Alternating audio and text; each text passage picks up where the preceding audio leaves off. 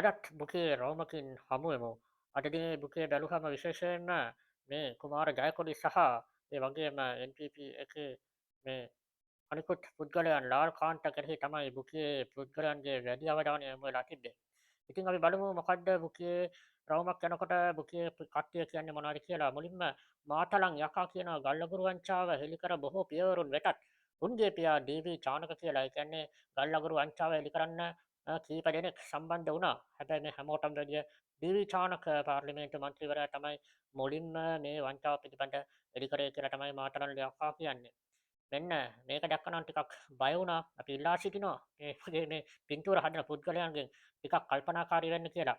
මේ අපේ කුමාර තිරිමාදුර මහතාගේ මේ උපන්දිනයට සුබපතලා කියන එක මීට වඩා ටිකක් නිර්මාණශීලී වුණා නම් හොඳයි කියලා තමයි අපිට කියන්න වෙන්නේ. මේ උපන්දින සුබපැතුමක් වගේ නෙවෙයි පේන්නේ. ඊට වඩා කල්පනාකාරී වෙලා මේ වගේ දේවල් හදුවා නම් ඉතාමත්ම හොඳයි කියලා තමයි කියන්න වෙන්නේ. කෙසේ නමුත් අපි කුමාර තිරිමාදුර මහතාට සුබ උපන්දිනයක් කියලා ප්‍රාර්ථනා කරනවා. මේ ආටල් කියන පිටුව මොකක්ද මේ කියන්නේ දූෂණ විරෝධී පනතක් සම්මත කරලා අහිංසක මිනිසුන්ගේ පොල් ගෙඩියට කරවල කෑල්ලටත් විද්ද සහ කම්පනයක් නැතුව බොරු බොරුවෙන් ජීවත් වුණු ජප්පන්ගේ රෙදි ගැලවුවා කියලා. ඒ කියන්නේ මේ අර දූෂණ විරෝධී පනත නිසානේ මේ ඔක්කොම වත්කාම් බැරකම් එළි වුණේ. ඒක ගෙනාවේ රනිල් වික්‍රමසිංහ මහතා ප්‍රමුඛ යහපාලන රජය.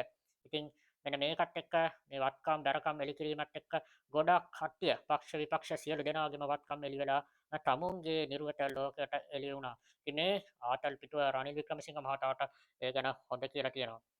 මෙන්න තරංග ලක්මාල් කියනවා බොරතෙල් මිල 109කින් බසි. දැන් බලමුකෝ මෙහෙ මිලත් අඩු කරාවිද කියලා. දැන් ලෝක වෙළඳ පොලේ බොරතෙල් වැඩි වුණාම මෙහෙ මිල වැඩි කරා. දැන් අඩු වෙලා තියෙනවා මේ හෝමෝස් සමුද්‍ර සංධිය ඇරලා යනම් මනන් නිසා. හැබැයි අඩු කරේ නෑ. අපි බලමු ඉදිරි දිනවලදී අඩු කරයි කියලා තමයි බලාපොරොත්තු වෙන්නේ. මේ හිග්ගයාත්ගේ සටහනක් රැට්ටා අප්පච්චි ලක්කම්ම ගෝල්ෆේස් අරගලේ ගෝටාගෝ හෝම් ලයිව් සිටියට ඔන්ලයින් කුටිය වැටිලා තියෙන්නේ ඔවුන්ගේ ගිණුම්වල නේද කියලා අහනවා. මේ මොකද මේ කීප දෙනෙක් මේ ගෝටාගෝ හෝම් එකේ අරගලේ හිටියට අරගලෙන් සල්ලි හම්බ කරගත් එකක් තමයි මෙතන සඳහන් වෙන්නේ.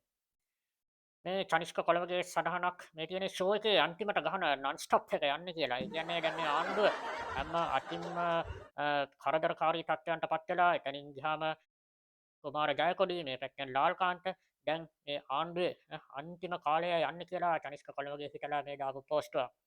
මෙන්න ජනක අධිකාරී ගල් අඟුරක් ඇඳගෙන විපක්ෂයට වෙන දේ තමයි මාවිල්ලාරු අහලා LTT එකට උනේ.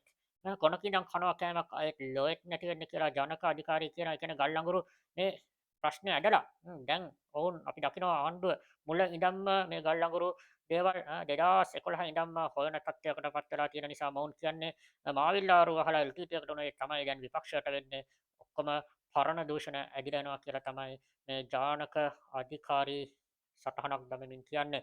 ඒ වගේ විශේෂයෙන්ම මේ ගල් අඟුරු චෝදනාව සහ මේ ලාල්කාන්තගේ දේපල පිළිබඳ තමයි බුකේ මේ දවස්වල වැඩි කතාබහට ලක් වෙන්නේ. මෙන්න රනිල් ප්‍රසාද්ගේ සටහනක් තිස්ස මහරාමේ මිනිස්සු එදා එකපාරක් දීලා ආයි දුන්නේ නැත්තේ ඇයි කියලා දැන් පැහැදිලි නේද? මේ මොකද කියන්නේ? මතක ඇතිනේ ජනතා විමුක්ති පෙරමුණ දින්න එකම එක පළාත් සභාවක් තිස්ස මහරාමේ දිනලා එකපාරයි දින්නේ ඊට පස්සේ ආයිමත් දින්නේ නැහැ. මොහු මේ ප්‍රකාශ කරන්නේ රටත් නැවතත් මිනිස්සු මේ ජනතා විමුක්ති ප්‍රමුඛ NPP රජයට දෙන එකක් නෑ කියලා තිස්ස මහරාමේ උදාහරණයකට අරගෙන. පොද්දල ජයන්තගේ සටහනක් මේ තියෙන්නේ රාජ්‍ය පාලනයේ සිටින පක්ෂ විපක්ෂ මහජන නියෝජිතයන් කොටස් වෙළඳපොළ සමාගම් සමග ආයෝජනය පවත්වාගෙන යාම ලැබෙදියාවන් පිළිබඳ බලපතර ප්‍රශ්නයක් පවතී කියලා.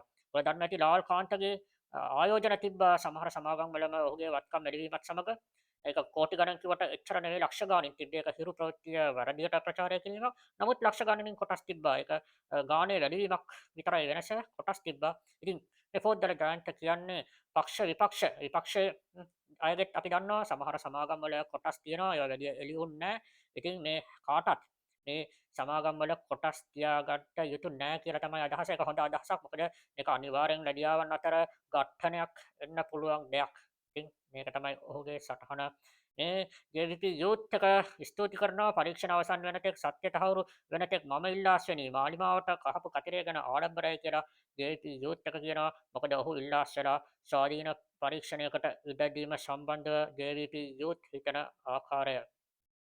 මේ SK ලියනගේ විදුලි බල ඇමති ධූරය සඳහා අපගේ නිලාන්ති කොට්ටහච්චි මන්ත්‍රීතුමියත් හොඳයි කියලා දාලා තියෙනවා. දැන් කීප දෙනෙක් ඒක නාම නිර්දේශ කරනවා පේනවා. කියන්නේ ලියනගේ මහතා නිලාන්ති කොට්ටහච්චිත් හොඳයි කියලා මේක ඇත්තටම විහිළුවට කියපු දෙයක් වෙන්න ඕනේ. මොකද ඇයට මේ වගේ තනතුරක් ගන්න කෙසේත් හැකියාවක් වගේම අත්දැකීම් නැහැ. ඒ වගේම සමාජ ඉදිරියේ අර උගන්ඩා ප්‍රශ්නයත් එක්ක ටිකක් විහිළුවට ලක් වෙච්ච චරිතයක් නිසා මේක අනිවාර්යයෙන්ම විහිළුව පදනම් කරගෙන ඒ කියන්නේ ඇත්තටම අදහසක් නෙවෙයි විහිළුවක් පදනම් කරගෙන කියපු එකක් කියලා තමයි පැහැදිලිවම පේන්නේ.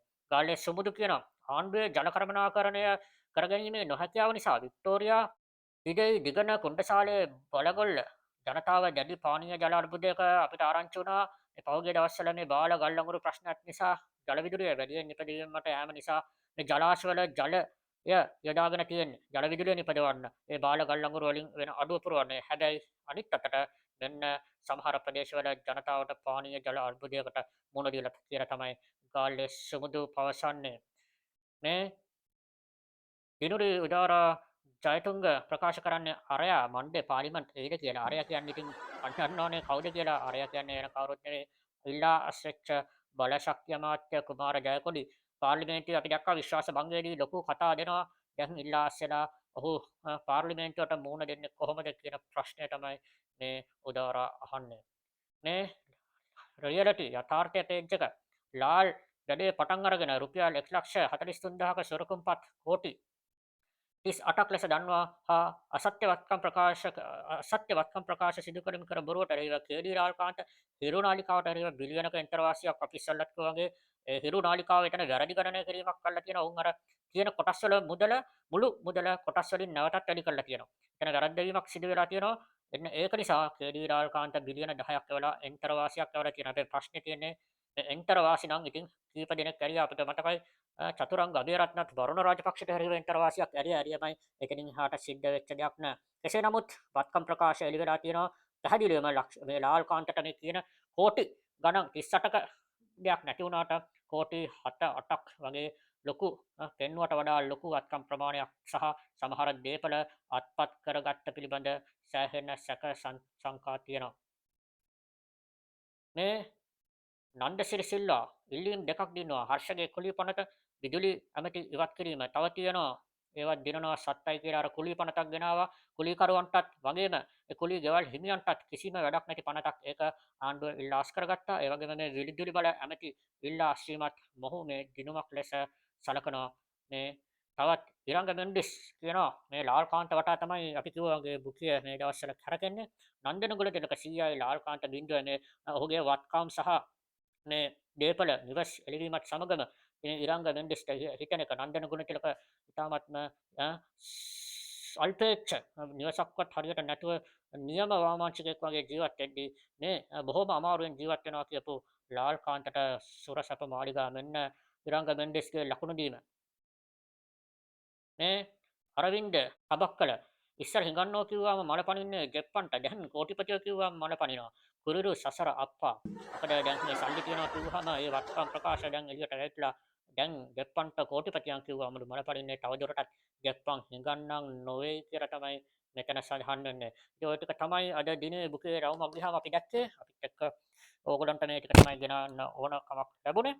එහෙනම් අපි මේ channel එක subscribe කරලා එකතු වෙන්න. අපි තව දවසකින් අලුත් රවුමකින් හම්බ වෙමු. ජය වේවා.